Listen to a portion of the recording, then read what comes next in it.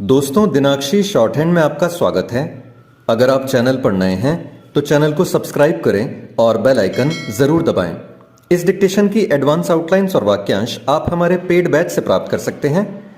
हमारे paid batch में आपको प्रतिदिन सभी डिक्टेशंस की एडवांस आउटलाइंस और वाक्यांश दिए जाते हैं और कुछ ऐसी डिक्टेशंस जो केवल पेड मेंबर्स को ही प्राप्त होती हैं। हमारे पेड बैच को ज्वाइन करने के लिए और बैच के बारे में संपूर्ण जानकारी प्राप्त करने के लिए आप डिस्क्रिप्शन बॉक्स में दिए गए मोबाइल नंबर पर व्हाट्सएप कर सकते हैं। इस डिक्टेशन की डेमो आउटलाइंस आप हमारे टेलीग्राम ग्रुप से प्राप्त कर सकते हैं। तो चलिए डिक्टेशन को स्टार्ट करते हैं। डिक्टेशन 5 सेकंड बाद स्टार्ट होगी। Ready, start. यह एक अच्छा संकेत तो है कि भूजल दोहन में कमी दर्ज की गई है, लेकिन इस कमी से संतुष्ट नहीं हुआ जा सकता क्योंकि देश के कुछ राज्यों में अभी भी भूजल का जमकर दोहन हो रहा है। राजस्थान, पंजाब और हरियाणा भूजल का दोहन करने में सबसे आगे हैं। वहाँ इसके दुष्परिणाम भी दिखने लगे हैं।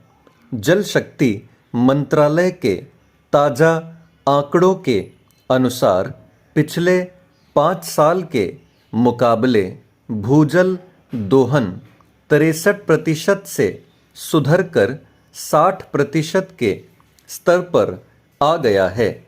इसका अर्थ है कि भूजल के दोहन में मात्र 3% की ही कमी आई है। स्पष्ट है कि अभी इस मामले में और अधिक काम करने की आवश्यकता है। जहां ग्रामीण क्षेत्रों में भूजल का दोहन सिंचाई के लिए हो रहा है, वहीं शहरी क्षेत्रों में कारखाने यह काम कर रहे हैं। इसके अलावा ग्रामीण और शहरी दोनों क्षेत्रों में पेयजल के लिए भी भूजल का दोहन हो रहा है। यह इसलिए हो रहा है क्योंकि सरकारें पाइपलाइनों के जरिए पीने का पानी उपलब्ध नहीं करा पाई हैं। यह ठीक है कि हर घर नल से जल योजना तेजी से आगे बढ़ रही है और देश के कई हिस्सों में पाइपलाइन के जरिए पानी पहुंचाया जाने लगा है, लेकिन कहीं-कहीं पानी की गुणवत्ता संबंधी समस्याएं उत्पन्न हो रही हैं। इनका भी समाधान करना होगा। भूजल का दोहन प्रभावी रूप से कम करने के लिए जल के प्राकृतिक स्रोतों का संरक्षण आवश्यक है। यह एक तथ्य है कि समय के साथ जल के प्राकृतिक और परंपरागत स्रोतों में या तो कमी आई है या फिर उनका जल प्रदूषित हुआ है। हमारी अनेक नदियाँ प्रदूषित हैं।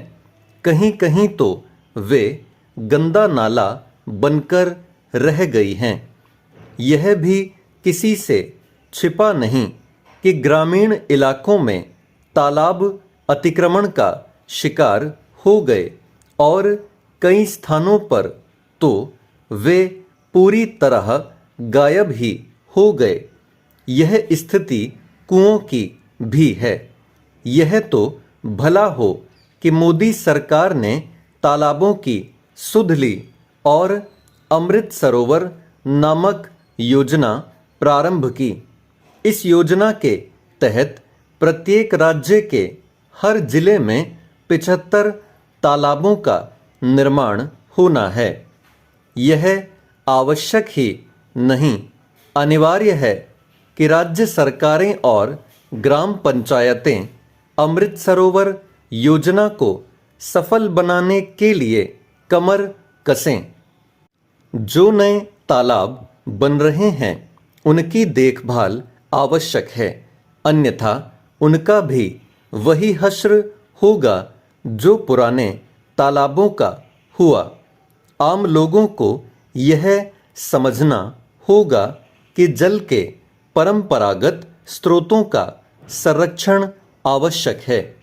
केंद्र सरकार की ओर से चलाई जा रही भूजल पुनर्भरण योजना के प्रति भी राज्य सरकारों और उनकी विभिन्न एजेंसियों को गंभीरता दिखानी होगी। वर्षा काल में बारिश का बहुत सारा पानी व्यर्थ हो जाता है। यदि इस पानी का संचयन करने के साथ भूजल पुनर्भरण पर ढंग से काम किया जाए तो जल की कमी दूर करने में सफलता मिल सकती है।